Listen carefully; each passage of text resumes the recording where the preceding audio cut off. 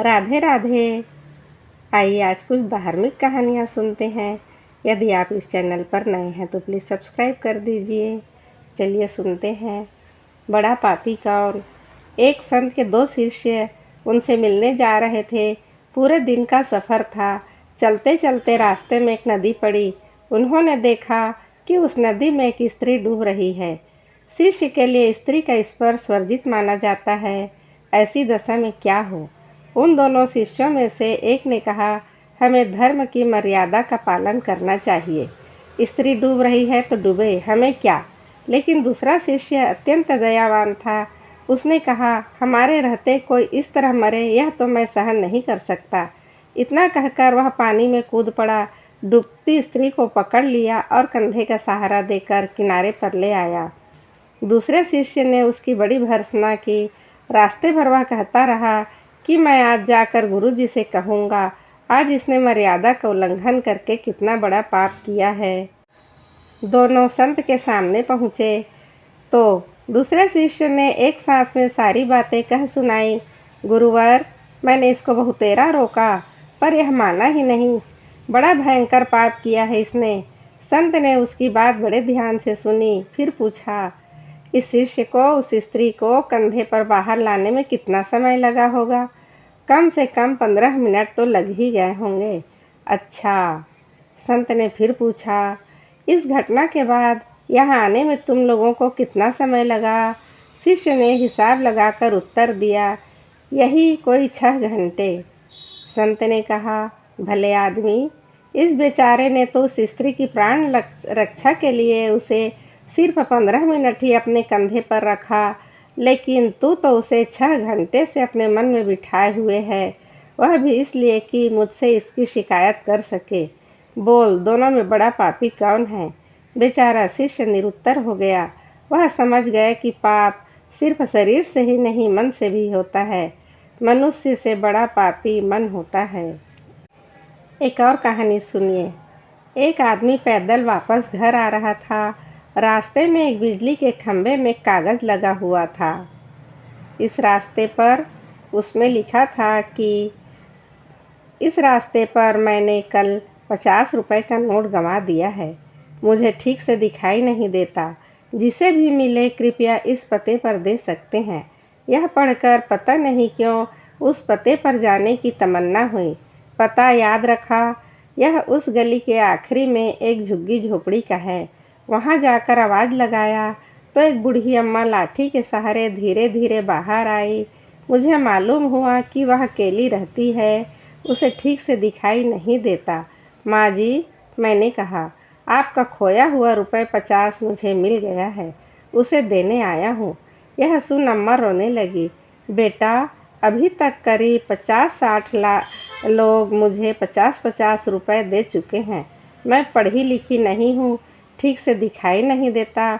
पता नहीं कौन मेरी इस हालत को देखकर मेरी मदद करने के लिए क्या लिखा है। बहुत ही कहने पर माँ जी ने पैसे तो रख ली, पर एक गुजारिश की। बेटा, वह मैंने नहीं लिखा, किसी ने मुझ पर तरस खाकर लिखा होगा। जाते जाते उसे फाड़ कर फेंक देना। मैंने तो उसे हाँ कहकर टाल दिया, पर मेरे ज़मीर ने मुझे सोचने पर मजबूर किया। उन 50-60 लोगों से भी माँ ने यही कहा होगा, किसी ने भी नहीं फाड़ा। मेरा दिल उसके लिए दुआओं से भर गया, जो इस माँ की मदद का नायाब तरीका ढूंढा। मदद के तो तरीके बहुत हैं, लेकिन है बहुत हैरत अंगेज और पुण्यदायक। नेकी कर दरिया में डाल कहानी सुनते हैं।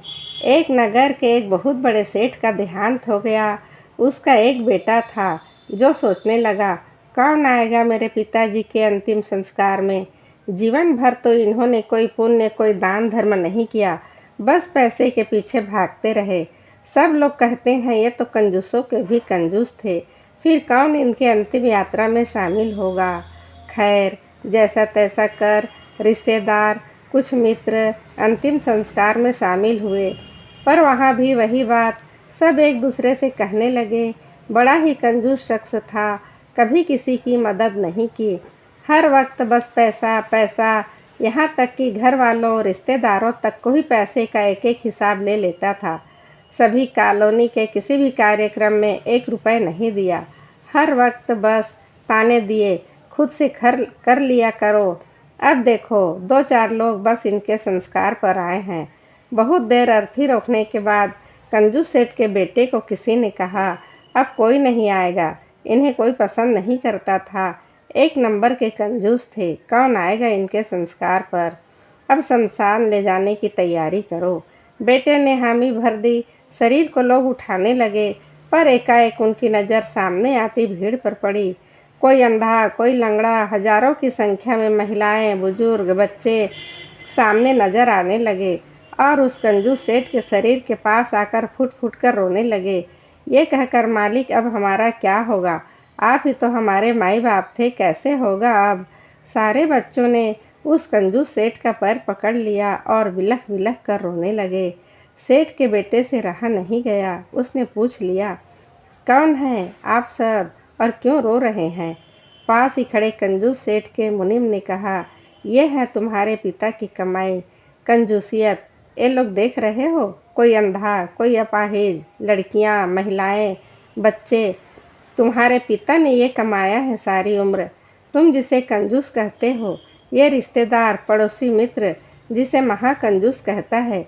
इन झुग्गी झोपड़ी वालों से पूछो, ये बताएंगे ये कितने दानी थे, कितने वृद्धाश्रम, कितने स्कूल, कितनी लड़कियों की शादी, कितनों को भोजन, कितनों को नया जीवन आप इस कंजूस बाप ने दिया है।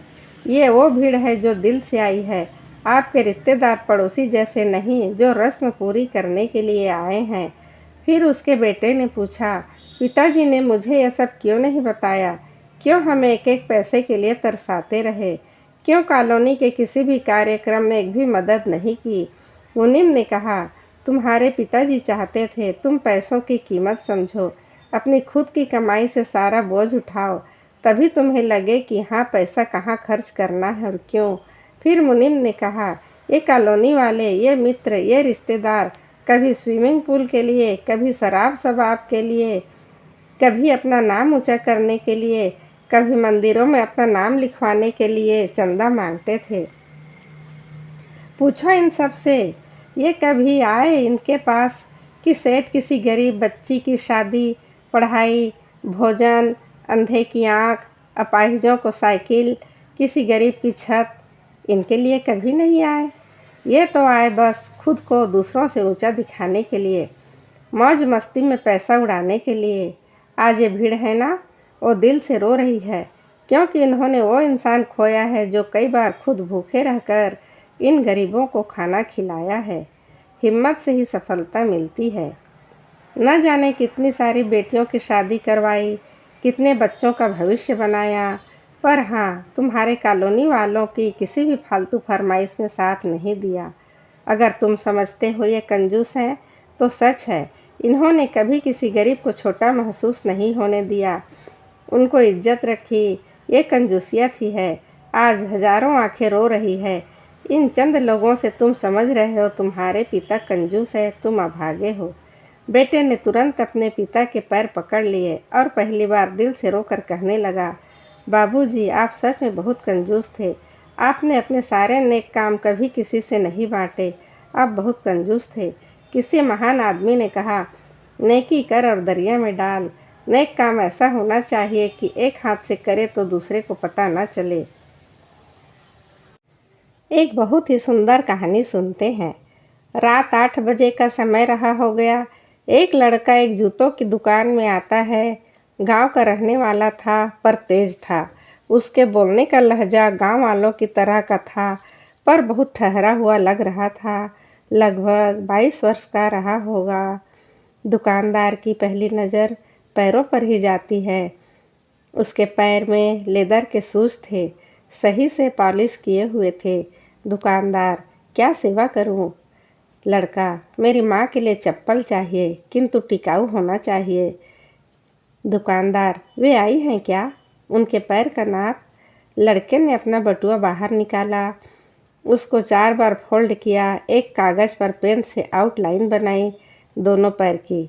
दुकानदार, अरे मुझे तो नाप के लिए नंबर चाहिए था। वह लड़का बोला, मानो कोई बांध फूट गया हो। क्या नाप बताऊं साहब? मेरी माँ की ज़िंदगी बीत गई, पैरों में कभी चप्पल नहीं पहनी। माँ मेरी मजदूर है, काटे झाड़ी में भी जानवरों जैसे मेहनत करके मुझे पढ़ाया। पढ़कर अब नौकरी लगी, आज पहली बार तनख्वाह मिली। दिवाली पर घर जा रहा हूँ तो सोचा माँ के लिए क्या ले जाऊँ। तो मन में आया कि अपनी पहली तनख्वाह से माँ के लिए चप्पल लेकर जाऊँ। दुकानदार ने अच्छी टिकाऊ चप्पल दिखाई जिसकी 800 रुपये कीमत थी। चलेगी क्या? वह इसके लिए तैयार था। दुकानदार ने सहज ही पूछ लिया, कितनी तनख्वाह है तेरी? अभी तो 12,000, रहना खाना मिलाकर 7-8 हज़ार खर्च हो जाते हैं और 2-3 हज़ार माँ को भेज देता हूँ। तो फिर 800 रुपये कहीं ज़्यादा तो नहीं? तो बीच में ही काटते ही बोला, नहीं कुछ नहीं होता। दुकानदार ने बॉक्स पैक कर दिया। उसने पैसे दिए। खुशी खुशी वह बाहर निकला। चप्पल जैसी चीज़ की कोई किसी को इतनी महंगी भेंट नहीं दे सकता। पर दुकानदार ने उसे कहा, थोड़ा रुको। दुकानदार ने एक और बॉक्स उसके हाथ में दिया। यह चप्पल माँ को तेरे इस भाई की ओर से गिफ्ट। माँ से कहना, पहली खराब हो जाए तो दूसरी पहन लेना, नंगे पैर नहीं घूमना और इसे लेने से मना मत करना। दुकानदार की और उसकी दोनों की आंखें भर आई। दुकानदार ने पूछा, क्या नाम है तेरी माँ का? लक्ष्मी, उसने उत्तर दिया। दुकानदार ने एकदम से दूसरी मांग करते हुए कहा, उन्हें मेरा प्रणाम करना और क्या मुझे एक चीज़ दोगे? वह पेपर जिस पर तुमने पैरों की आउटलाइन बनाई थी, वही पेपर मुझे चाहिए। वह कागज़ दुकानदार के हाथ में देकर खुशी खुशी चला गया। वह फोल्ड वाला कागज़ लेकर दुकानदार ने अपनी दुकान के पूजा घर में रखा। दुकान के पूजा घर में कागज़ को रखते हुए दुकानदार के बच्चों ने देख लिया था और उन्होंने पूछ लिया कि क्या है पापा? दुकानदार ने लंबी सांस लेकर अपने बच्चों से बोला, लक्ष्मी जी के पैर हैं बेटा, एक सच्चे भक्त ने उसे बनाया है, इससे धंधे में बरकत आती है। बच्चों ने, दुकानदार और सभी ने मन से उन पैरों को प्रणाम किया। सभी माताओं को सादर समर्पित। बहुत ध्यान से यह कहानी सुनिएगा, दिल को छू लेने वाली कहानी है। जूठा गुड़। एक शादी के निमंत्रण पर जाना था, पर मैं जाना नहीं चाहता था। कारण कि एक तो व्यस्त होना और दूसरा गांव की शादी में शामिल होने से बचना। लेकिन घर परिवार का दबाव था, सो जाना ही पड़ा। उस दिन शादी की सुबह में काम से बचने के लिए सैर करने के बहाने 2-3 किलोमीटर दूर जाकर मैं गांव को जाने वाले रोड पर बैठा हुआ था। हल्की हवा और सुबह का सुहाना मौसम बहुत ही अच्छा लग रहा था। पास ही खेतों में कुछ गाय चारा खा रही थी। तभी वहाँ एक लग्जरी गाड़ी आकर रुकी और उसमें से एक वृद्ध उतरे। अमीरी उनके लिबास और व्यक्तित्व दोनों बयां कर रहे थे। वे एक पॉलीथीन बैग लेकर मुझसे कुछ ही दूर पर एक सीमेंट के चबूतरे पर बैठ गए। पॉलीथीन चबूतरे पर उड़ेल दी, उसमें गुड़ भरा हुआ था। अब उन्होंने आओ आओ आओ करके पास में ही खड़ी और बैठी गायों को बुलाया। सभी गायें पलक झपकते ही उन बुजुर्ग के इर्द गिर्द ठीक ऐसे आ गईं जैसे कई महीनों बिछड़ने के बाद बच्चे अपने माँ बाप को घेर लेते हैं। वे कुछ गाय को गुड़ उठाकर खिला रहे थे, कुछ स्वयं खा रही थी। वे बड़े प्रेम से उनके सिर पर, गले पर हाथ फेर रहे थे। कुछ ही देर में गाय अधिकांश गुड़ खाकर चली गई। उसके बाद जो हुआ वो वाक़या जिसे मैं ज़िंदगी भर नहीं भुला सकता। हुआ यूँ कि गायों के गुड़ खाने के बाद जो गुड़ बच गया था, वो बुजुर्ग उन टुकड़ों को उठा उठा कर खाने लगे। मैं उनकी इस क्रिया से अचंभित हुआ, पर उन्होंने बिना किसी परवाह के कई टुकड़े खाए और अपनी गाड़ी की ओर चल पड़े। मैं दौड़कर उनके नज़दीक पहुंचा और बोला, अंकल जी क्षमा चाहता हूँ, पर अभी जो हुआ उससे मेरा दिमाग घूम गया। क्या आप मेरी इस जिज्ञासा को शांत करेंगे? आप इतने अमीर होकर भी गाय का जूठा गुड़ क्यों खाया? उनके चेहरे पर अब हल्की सी मुस्कान उभरी। उन्होंने कार का गेट वापस बंद करा और फिर मेरे कंधे पर हाथ रखकर वापस सीमेंट के चबूतरे पर आ बैठे और बोले, ये जो तुम गुड़ के जूठे टुकड़े देख रहे हो ना बेटे, मुझे इनसे स्वादिष्ट आज तक कुछ नहीं लगता। जब भी मुझे वक्त मिलता है मैं अक्सर इसी जगह पर जाकर अपनी आत्मा में इस गुड़ की मिठास घोलता हूँ। मैं अब भी नहीं समझा अंकल जी, आखिर ऐसा क्या है इस गुड़ में? वे बोले, बात आज से कोई 40 साल पहले की है। उस वक्त मैं 22 साल का था। घर में जबरदस्त आंतरिक कलह के कारण मैं घर से भाग आया था, परंतु दुर्भाग्यवश ट्रेन में कोई मेरा सामान और पैसे चुरा ले गया। इस अजनबी से छोटे शहर में मेरा कोई नहीं था। भीषण गर्मी में खाली जेब 2 दिन के भूखे रहकर इधर से उधर भटकता रहा और शाम को भूख मुझे निगलने को आतुर थी। तब इसी जगह ऐसी ही एक गाय को एक महानुभाव गुड़ डालकर चले गए। यहाँ एक पीपल का पेड़ हुआ करता था। तब जब उतरा नहीं था, मैं उसी पेड़ की जड़ों पर बैठा भूख से बेहाल हो रहा था। मैंने देखा कि गाय ने गुड़ छुआ तक नहीं और उठकर वहाँ से चली गई। मैं कुछ देर असमंजस में सोचता रहा और फिर मैंने वो सारा गुड़ उठा लिया और खा लिया। मेरी मृत प्राय आत्मा में प्राण आ गई। मैं उसी पेड़ की जड़ों में रात भर पड़ा रहा। सुबह जब मेरी आँख खुली तो काफ़ी रोशनी हो चुकी थी। मैं नित्य कर्मों से फारिग हो किसी काम की तलाश में फिर सारा दिन भटकता रहा, पर दुर्भाग्य मेरा पीछा नहीं छोड़ रहा था। एक और थकान भरे दिन ने मुझे वापस उसी जगह निराश, भूखा, खाली हाथ लौटा दिया। शाम ढल रही थी। कल और आज में कुछ भी तो नहीं बदला था। वही पीपल, वही भूखा मैं और वही गाय। कुछ देर में वही कल वाले सज्जन आए और कुछ गुड़ की डलिया गाय को डालकर चलते बने। गाय उठी और बिना गुड़ खाए चली गई। मुझे अजीब लगा, परंतु मैं बेबस था, सो आज फिर गुड़ खा लिया और वहीं सो गया। सुबह काम तलाशने निकला। आज शायद दुर्भाग्य की चादर मेरे सर पे नहीं थी, सो एक ढाबे पर मुझे काम मिल गया। कुछ दिन बाद जब मालिक ने मुझे पहली पगार दी तो मैंने 1 किलो गुड़ खरीदा और किसी दिव्य शक्ति के वशीभूत 7 किलोमीटर पैदल चलकर उसी पीपल के पेड़ के नीचे आया। इधर उधर नज़र दौड़ाई तो गाय भी दिख गई। मैंने सारा गुड़ उस गाय को डाल दिया। इस बार मैं अपने जीवन में सबसे ज़्यादा चौंका, क्योंकि गाय सारा गुड़ खा गई, जिसका मतलब साफ था कि गाय ने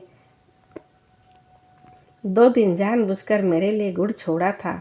मेरा हृदय भर उठा उस ममतामय स्वरूप ममता देखकर।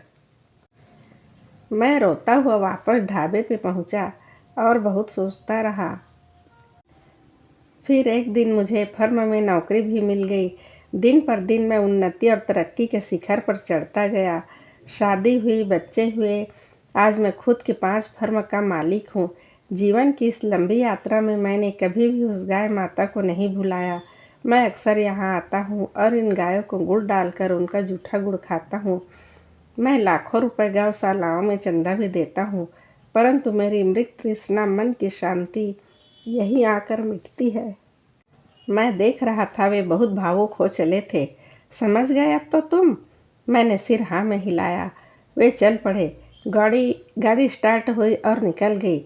मैं उठा, उन्हीं टुकड़ों में से एक टुकड़ा उठाया, मुंह में डाला, वापस शादी में शिरकत करने सच्चे मन से शामिल हुआ। सचमुच वो कोई साधारण गुण नहीं था। उसमें कोई दिव्य मिठास थी जो जीभ के साथ आत्मा को भी मीठा कर गई थी।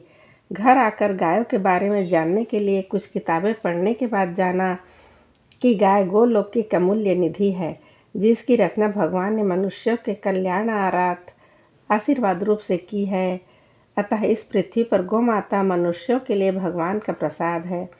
भगवान के प्रसाद स्वरूप अमृत रूपी गो दुग्ध का पान कर मानव ही नहीं अपितु देवगण भी तृप्त होते हैं। इसलिए गो दुग्ध को अमृत कहा जाता है।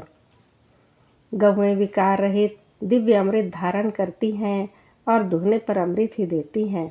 वे अमृत का खजाना है। सभी देवता गौ माता के अमृत रूपी गो दुग्ध का पान करने के लिए गौ माता के शरीर में सदैव निवास करते हैं। ऋग्वेद में गौ को अदिति कहा गया है। दिति का नाम नाश का प्रतीक है और अदिति अविनाशी अमृतत्व का नाम है।